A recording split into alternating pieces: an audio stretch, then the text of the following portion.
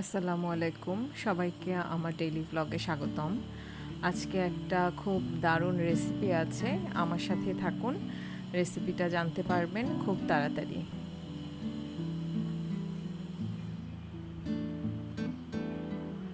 আজকের ওয়েদারটা অনেক বেশি সুন্দর ছিল, একদম ঠান্ডা ঠান্ডা শীতকালের মতো। কুয়াশা কুয়াশা কুয়াশা দেখা যাচ্ছিল। আমার বাসা থেকে এই ভিউটা দেখতে সবচেয়ে বেশি ভালো লাগে আমার কাছে। চারিদিকে সবুজ, আর সবুজের দিকে তাকালেই তো মন ভালো হয়ে যায়। সকালের ওয়েদারটাই অনেক ভালো লাগে আসলে। এরপর একটু বারান্দায় চলে গেলাম গাছগুলোকে দেখতে। আমার অনেক পছন্দের কিছু গাছ। তো এই গাছগুলোর টব রিসেন্ট আমি চেঞ্জ করেছি। টবগুলো ছোট ছিল, এখন একটু বড় টবে দিয়েছি। দেখি কেমন হয়। আর এই গাছটাতে আমার ফুল আসছে না বেশ কিছুদিন ধরেই। আগে ফুল আসতো খুবই ছোট সাইজের, এখন কেন আসছে না যদি আপনাদের কারো জানা থাকে কাইন্ডলি একটু বলবেন। এই গাছটা হচ্ছে রেইন লিলি বলে, অনেক সুন্দর ফুল আসে যখন বৃষ্টি হয়। বিশেষ করে বর্ষাকালে এই গাছটাতে ফুল আসে, ভালো লাগে বেশ। তারপর দুপুরের দিকে একটু রোদ রোদ উঠলো, ভালোই লাগছিল ওয়েদারটা। হালকা ঠান্ডা ঠান্ডার মধ্যে আবার রোদ, ভালো লাগে এরকম ওয়েদার সব সময়। এই জায়গার ভিউটা আমার সব সময় ভালো লাগে, অনেক সবুজ। ঢাকা শহরে আজকাল তো এরকম সবুজ আসলে দেখা মেলে না। ভালো লাগছিল খুব। তারপর ভর দুপুরে চলে গেলাম গাছগুলোকে একটু পানি দিতে। জানি না, একজনের কাছে শুনেছিলাম যে দুপুরে নাকি গাছে পানি দিলে গাছ মারা যায়। তো আমি এর আগেও দিয়েছি, এরকম হয়নি। আপনাদের কি ধারণা যে দুপুরে কি পানি দেওয়া ঠিক? সকালে আসলে দেওয়ার কথা অতটা মনে ছিল না, তো গাছগুলোকে একটু পানি দিলাম। আর আমার বারান্দার অবস্থা বেশি একটা ভালো না, কারণ আমার পাশে একটা আন্ডার কনস্ট্রাকশন বিল্ডিং আছে।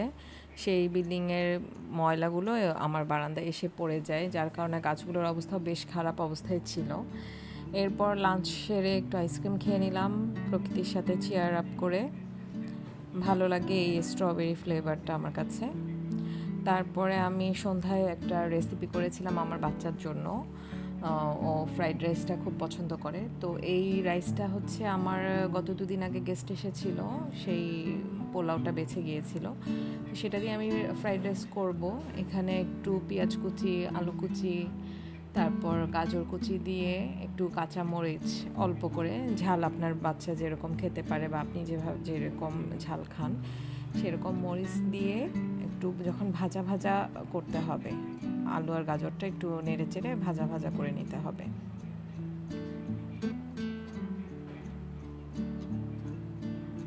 এরপর আমি ক্যাপসিকাম এভাবে করে সংরক্ষণ করি। এটা শীতকালে একটু দাম কম থাকে ক্যাপসিকামটার। তো এভাবে করে ফ্রিজে ডিপ করে রাখলে আপনি পরবর্তীতে যে কোনো সময় পাস্তার সাথে বা নুডলসের সাথে বা এইভাবে করে আপনি ফ্রাইড রাইস আপনার বাচ্চাকে করে দিতে পারেন, বা গেস্ট আসলেও সহজেই আপনি বের করে এই ক্যাপসিকামটা ইউজ করতে পারেন।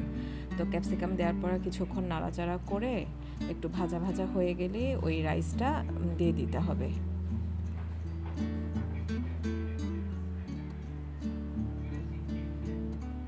রাইসটা দেওয়ার পর একটু নেড়ে চেড়ে নিয়ে একটু ঢেকে দিতে হবে, কারণ যেহেতু এটা আরও গত দুদিন আগের পোলাও, তো এই পোলাওগুলো যখন একটু বাসি হয়ে যায় তখন একটু চালের মতো হয়ে যায়, শক্ত চালের মতো। তো ঢেকে দিলে হয় কি একটু নরম হয়ে আসে।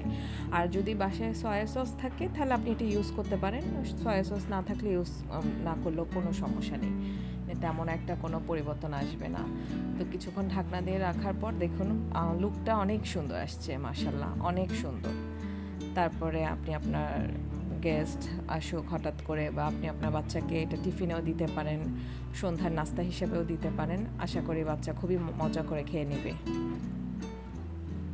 এরপর ছেলেকে একটু সময় দিতে চলে গেলাম ওর সাথে খেলার জন্য। খুবই জিদ করছিল যে আম্মু আমার সাথে খেলো। আজকাল বাচ্চাটা খুবই বেশি চায় যেন আমি তার সাথে থাকি, তার সাথেই সময় কাটাই। ইভেন কেউ ফোন দিলেও বলে আম্মু আর কত কথা বলবে, আমার সাথে কথা বলো। মানে সে তাকে ছাড়া অন্য কাউকে আমি প্রায়োরিটি দিচ্ছি এটা সে পছন্দ করে না। জানি না সবার বাচ্চা এরকম কি না, যত বড় হচ্ছে দিন দিন সে চাচ্ছে যে আমি তার সাথেই বেশি সময় স্পেন্ড করি। তো চেষ্টা করি যতটুকু সময় দেয়া যায়।